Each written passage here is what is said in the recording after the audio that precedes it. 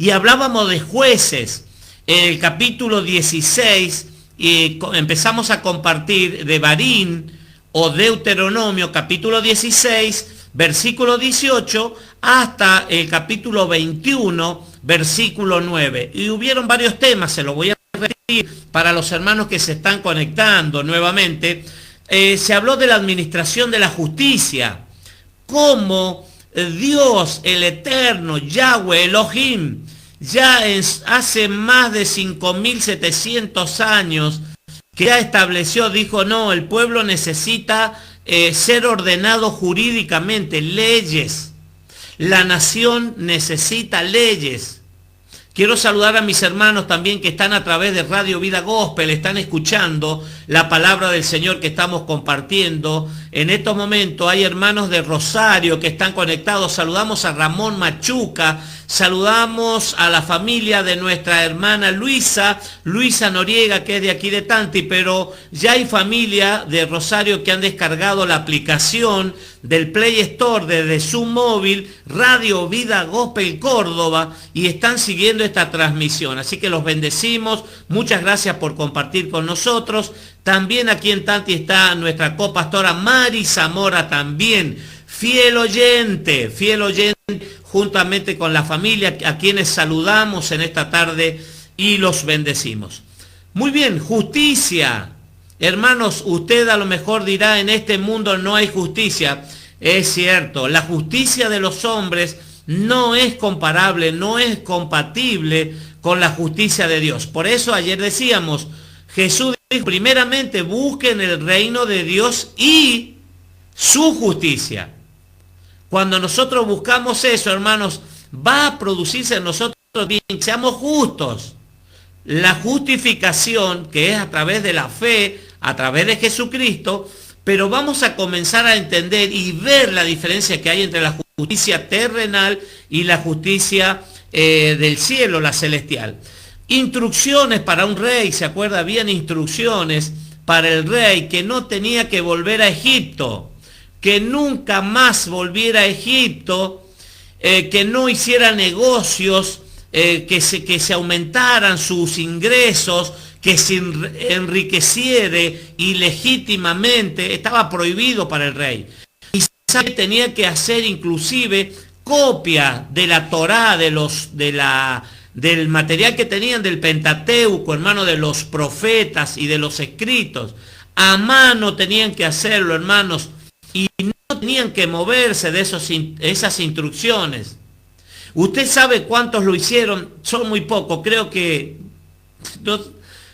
no hay ninguno, hermanos, que haya obedecido. Después, cuando aún el reino se dividió, primero estuvo Saúl, después estuvo David, después estuvo Salomón, y ahí el Eterno baja el pulgar y se divide el reino. Pero creo que ninguno, hermano, cumplió con la palabra de escribir, de instruirse en la Torá, en los mandamientos. Tenían que hacer dos libros, uno para ellos personal y el otro quedaba ahí en el reino para que los otros reyes siguieran esas instrucciones.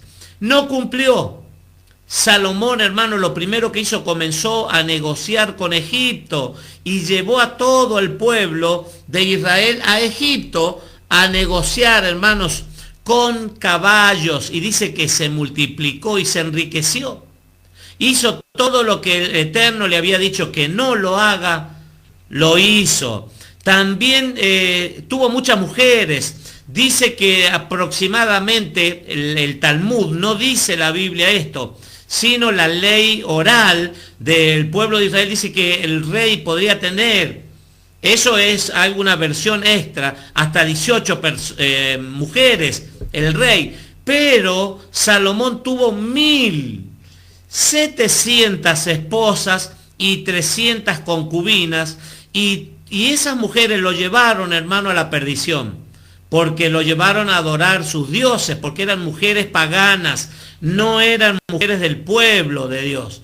No les estaba permitido al rey, ni a ningún hombre del Estado de Israel, de comprometerse, de unirse en yugo desigual.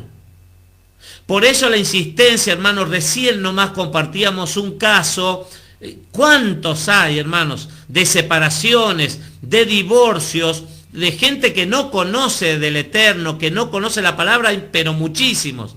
Y aún gente de la iglesia, hermanos, que ha tenido una mala experiencia. ¿Por qué? Por casarse, por enyugarse con personas que no conocen a Dios, que no tienen temor a Dios, que no conocen los mandamientos, no conocen. Entonces es muy difícil, hermanos. Por eso la Biblia dice, no te unas en yugo desigual, porque vas a tener problemas. Después hablamos de las porciones a los levitas, que de las 12 tribus, hermanos, saludo a Paso de los Libres, ahí está nuestra hermana Ana Gómez de Paso de los Libres también uniéndose a la transmisión. Damos gracias al eterno Dios por la vida de cada uno, por cada familia que se ha conectado, que están ahí escuchando la poderosa palabra del Señor. Y recién lo decíamos, que no es nada de lo que hacemos para el Señor permanece en vano.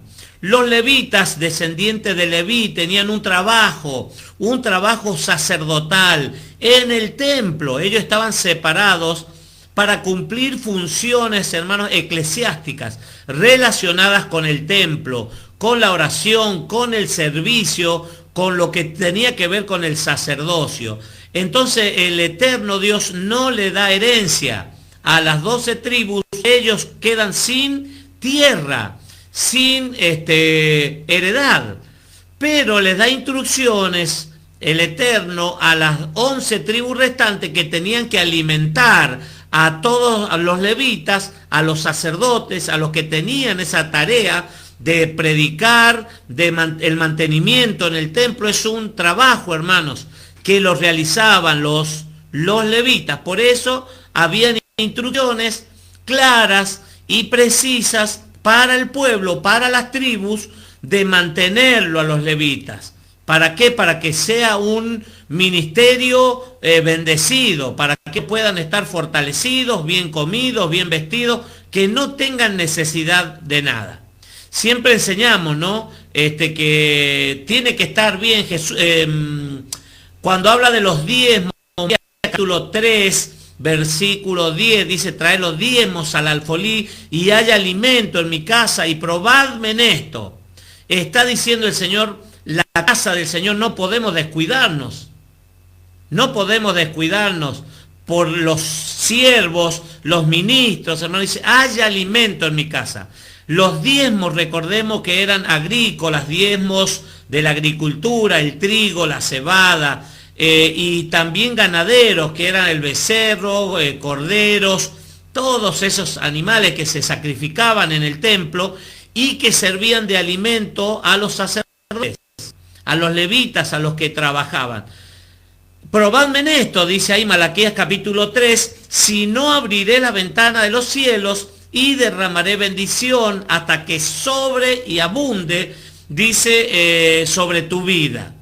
Entonces, y sigue diciendo, y reprenderé por vosotros al devorador, y no les ha estéril, producirán, y las naciones, sigue diciendo, versículo 12, Malaquías 3:12, y las naciones os dirán benditos del Señor.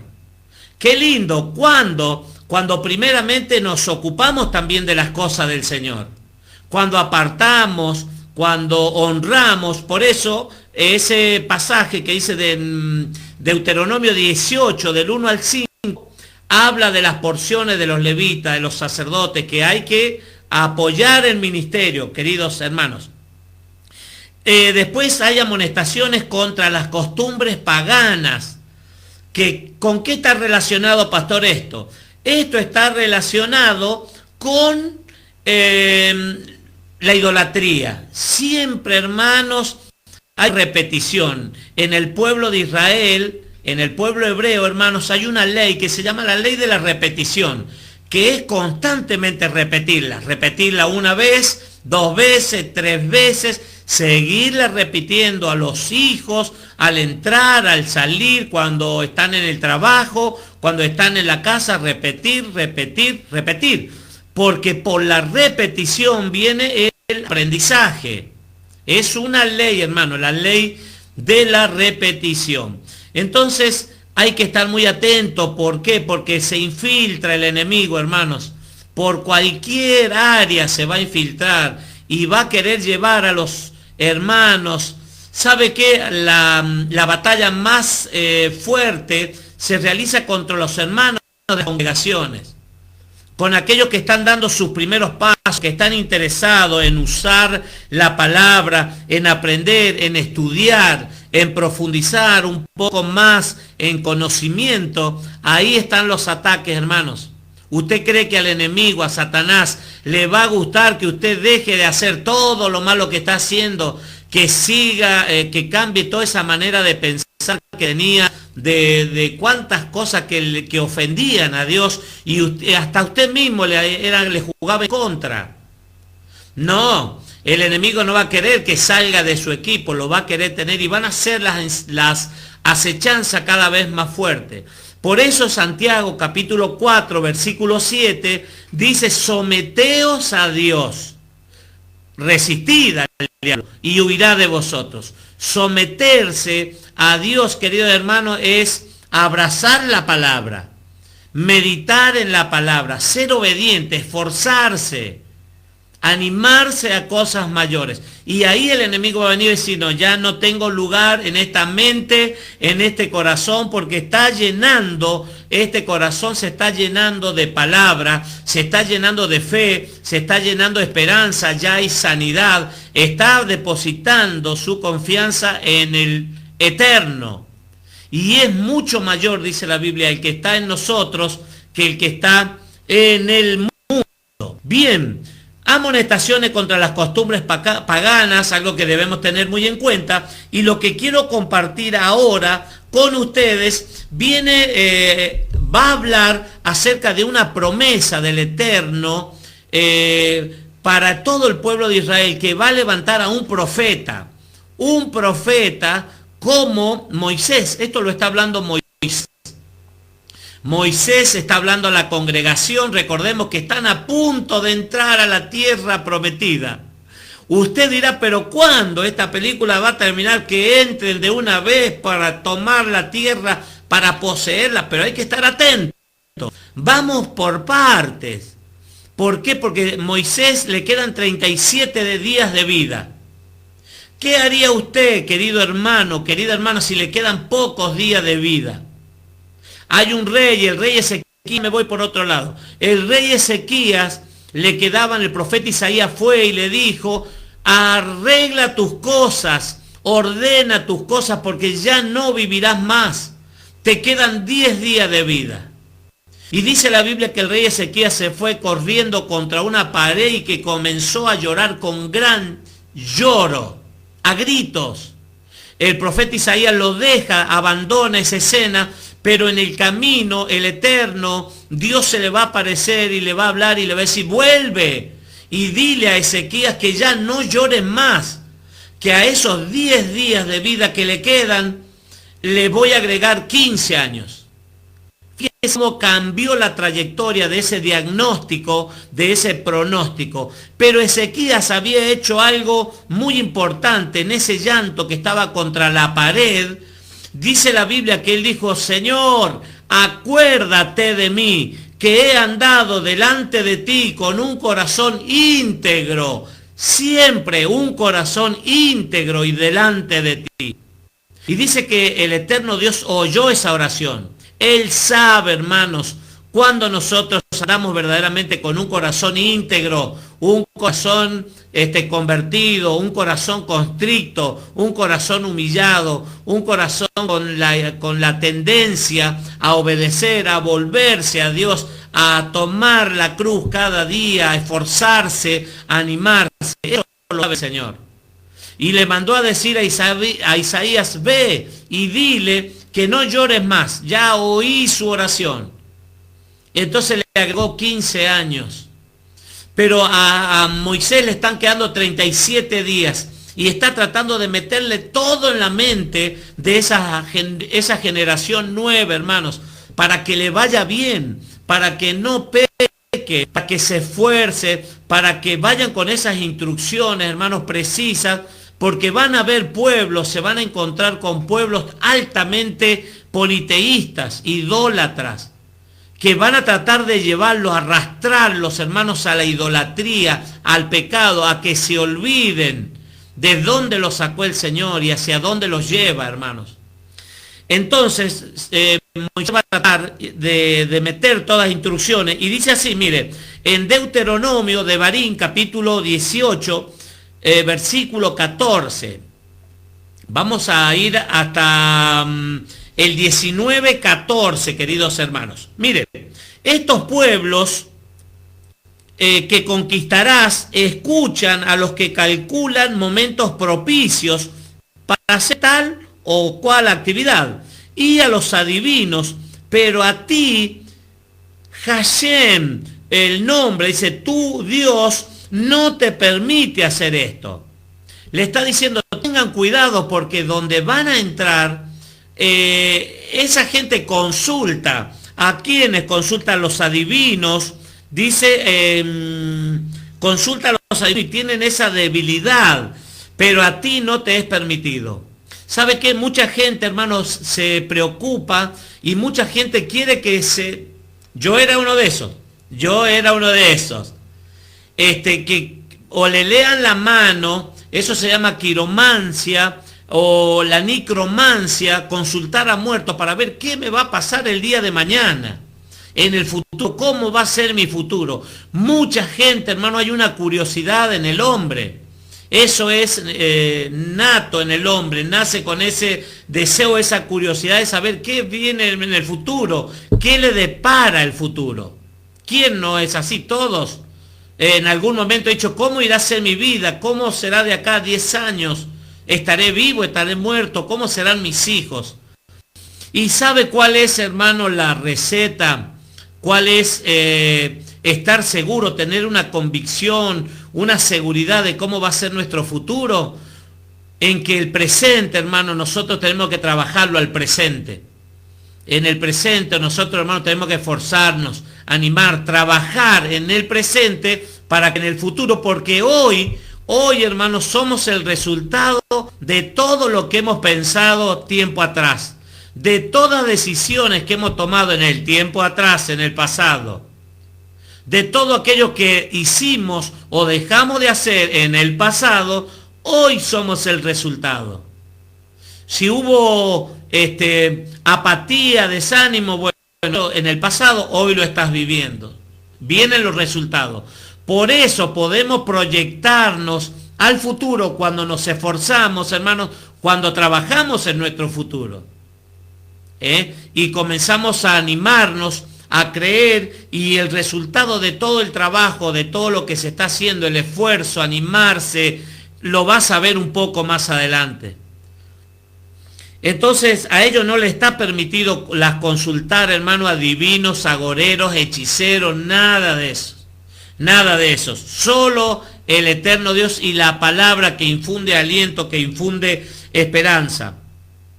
En medio de ustedes, tu Dios, dice, nombrará para ustedes, en medio de ustedes, tu Dios nombrará para ustedes un profeta como yo. Está hablando Moisés, otro hombre como Moisés. Fíjese, preste atención. Como yo, hermano de ustedes, a él escúchenlo. La otra versión, Reina Valera, dice, a él oíd. A él oíd. Va a levantar. ¿A quién está haciendo referencia? Moisés le está diciendo, mire, más adelante yo no voy a estar con ustedes. Ya no voy a estar. Es más, él no iba a entrar a la tierra prometida. Pero dice, va a llegar el momento que el eterno Dios va a levantar de entre ustedes, de las tribus, un hermano de ustedes. No va a ser un extranjero, va a ser un hermano de ustedes que lo va a levantar como profeta, como yo. Y hay un paralelo, hermano, entre Jesús, el Mesías, y Moisés, que son muy parecidos, hermano, en ese paralelo. Son muy parecidos. La mansedumbre de los dos, hermanos, una característica que se distinguía fácilmente. Y está recomendado recomendando a él oír. A él hay que oír. Y lo va a levantar. ¿Sabe qué? Aún cuando el Mesías, cuando Jesús, los evangelios relatan un episodio que es la transfiguración de Jesús, hermanos, junto con Moisés y con Elías. Y ahí estaba Pedro, estaba Andrés, estaba Jacob, Juan, los más íntimos de Jesús. Y Jesús se va a transfigurar el Mesías. Dice que del cielo había una nube que los cubrió y se oyó una voz del cielo que decía: este es mi Hijo amado, en quien tengo complacencia, a él oíd. Fíjese qué importante, hermanos, esto que está diciendo también en Deuteronomio capítulo 18, versículo 15, está hablando Moisés y está diciendo: a él hay que oírlo, a ese hombre que se va a levantar, un hermano de ustedes, el Mesías Jesucristo, el hijo de José, el que nació en Belén. Lo tienen que escuchar porque él trae un mensaje muy claro, muy preciso, hermanos. A él oír.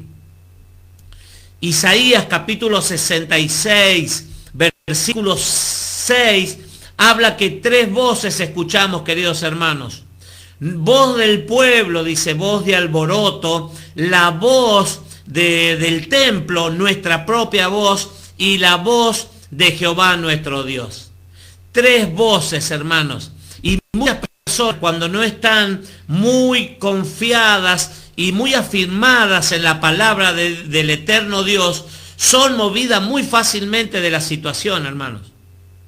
Por eso dice la Biblia, recomienda, sed llenos del Espíritu Santo, del Ruach HaKodesh. Dice, no se meréis con vino donde hay disolución, de las cosas naturales, de las cosas materiales. No, pongan los ojos en las cosas espirituales, las cosas de arriba, no las cosas de la tierra, porque las cosas de la tierra son pasajeras, más las cosas de arriba son eternas.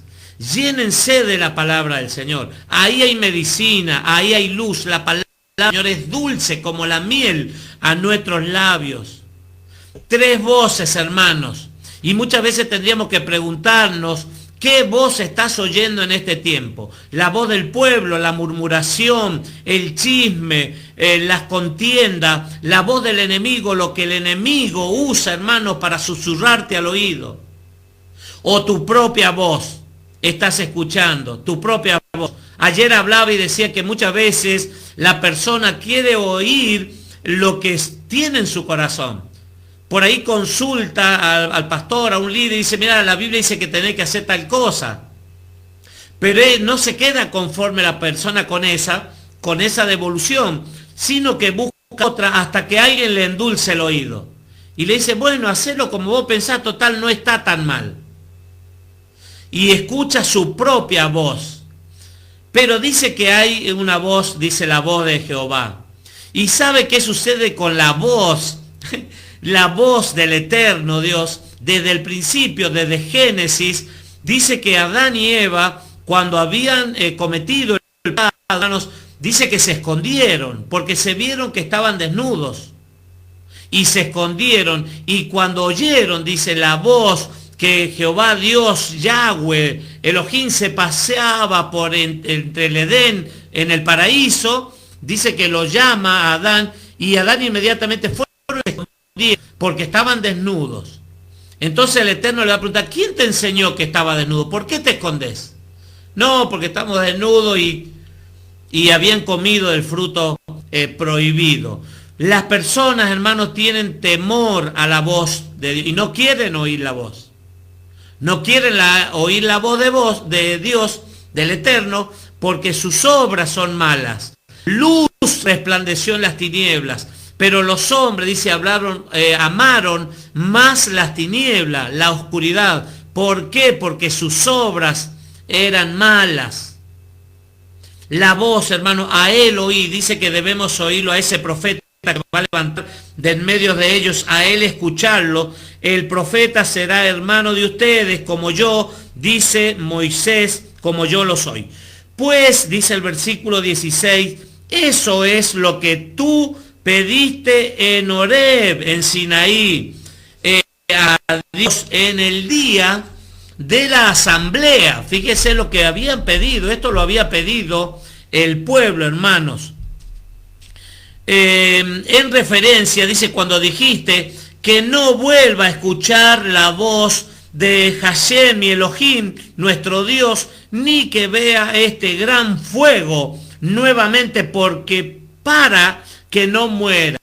Fíjese, el pueblo tenía temor, hermanos, porque les está recordando que en Sinaí, hermanos, dice que eso fue estruendos, trompetas, bocinas que resonaban, el monte que humeaba, hermanos, fuego, truenos en la cúspide de ese monte, el monte Sinaí, que es el mismo, el monte de Horeb, y dice que el pueblo tuvo miedo, hermanos.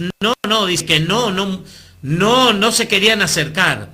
Querían un representante, un intermediario, un intercesor entre Dios y los hombres acá abajo. Eso habían pedido ellos en el Sinaí. Y ahí apareció Moisés, le decían a Moisés, ve tú para que nosotros no muéramos. Así que Moisés iba e intercedía por el pueblo, entre el pueblo y Elohim, nuestro eterno Dios. Entonces, Jehová Hashem, dice, me dijo, es correcto lo que te dijeron. Le designaré un profeta entre ustedes, sus hermanos, como tú, y pondré mis palabras en su boca, y él las transmitirá todo lo que yo le ordene. En cuanto al hombre que no obedezca a mis palabras, que el profeta transmita en mi nombre, yo mismo le pediré cuenta de ello. Pero el profeta que tenga la osadía de decir en mi nombre palabras que yo no le haya mandado decir, o que hable en nombre de dioses de otros, ese profeta deberá morir. Fíjese las características, hermanos. Un profeta que tiene que decir un nombre de Dios, profeta, no es un adivino, hermanos. Hemos visto a lo largo del tiempo, hermanos, mire, de todo y para todos los gustos, queridos hermanos. Pero aquí la palabra dice, el profeta de Dios, él es un portavoz, un transmisor que va a transmitir palabra de Dios únicamente. No va a decir a mí me parece o va a hablar en nombre de otros dioses, no, porque dice que va a rendir cuentas, hermanos. Se va a presentar y va a rendir cuentas. Dice que ese falso profeta deberá morir. Fíjese, una condena, hermano, espiritual, algo que viene desde el cielo. El mismo Eterno está hablando esto. Así que, tranquilos. Yo escuché, hermanos, en una reunión, un profeta que había dicho que iba a morir, ese pastor donde estábamos reunidos, le quedaban 2 días de vida. Y de esto hace aproximadamente 10 años, querido hermano, y sigue viviendo. El pastor ese no murió hasta el día de hoy. Entonces, hermanos, hay que ser muy cuidadosos, porque aquí se está haciendo referencia, hermano, a la palabra del Señor, algo que es poderoso. Cuando te preguntes, ¿cómo podremos reconocer que la proclama de un profeta no es la palabra de Hashem o de Dios, si lo que el profeta digiere en nombre de nuestro Hashem, nuestro Señor, no se cumple ni se materializa? Es señal de que no lo había dicho el eterno Dios. Ese profeta ha hablado engañosamente. No tengas miedo de él. Fíjese, van a ver, hermanos queridos, falsos profetas, falsos. La Biblia nos habla de falsos pastores, falsos hermanos, falsos maestros, hermanos, que debemos estar muy atentos, hermanos, a la palabra del Señor, a lo que el Espíritu, el Ruach HaKodesh en nuestro corazón, que nos guíe y que nos ayude, hermano, a discernir los tiempos y a discernir los espíritus también, queridos hermanos. para no ser llevados por cualquier viento para cualquier dirección.